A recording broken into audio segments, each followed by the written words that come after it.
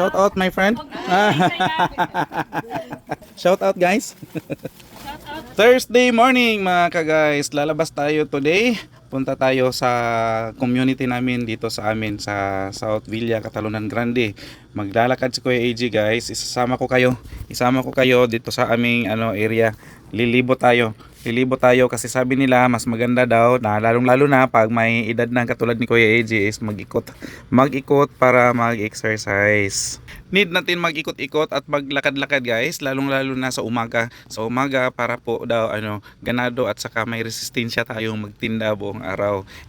Ganadong-ganado pa rin guys si Kuya AJ kahit hindi makapaglakad, araw-araw nagtitinda, araw-araw namimili. Pero start tayo dito guys at babalikan natin mamaya itong mga gulay na pinapakita ko dahil nakapamili na rin ako ng mga bagong gulay, mga bago yan siya. Yan, bagong display yan siya bago ako alis papuntang downtown. Yan, namili ako, iwanan ko sa Mami Ian na may gulay kasi sayang din kung aalis ako na wala siyang paninang gulay. At malaking kawalan po talaga sa tindahan namin dito sa aming area ang gulay kapag wala. Dahil sabi ko nga sa mga previous vlogs ko na mas mainam na may gulay tayo para yung ibang mga paninda natin mabenta rin tulad ng mga panakot, yung mga hinahalo sa pagluluto is mabenta rin dahil sa mga gulay natin. Kunyari si customer magluto ng apritada, so mabenta yung ating yung ating mga tomato sauce, yung ating mga apritada mix.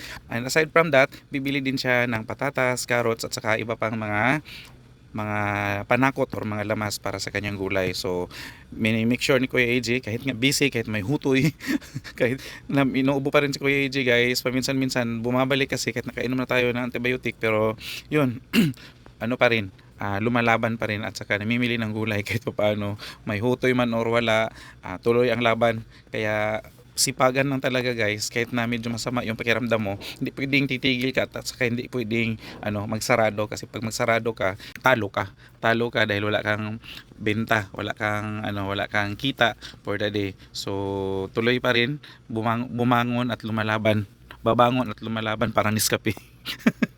Parang kape lang. Ayan po. So after nito, pwedeng nating silipin yung community namin dito sa amin.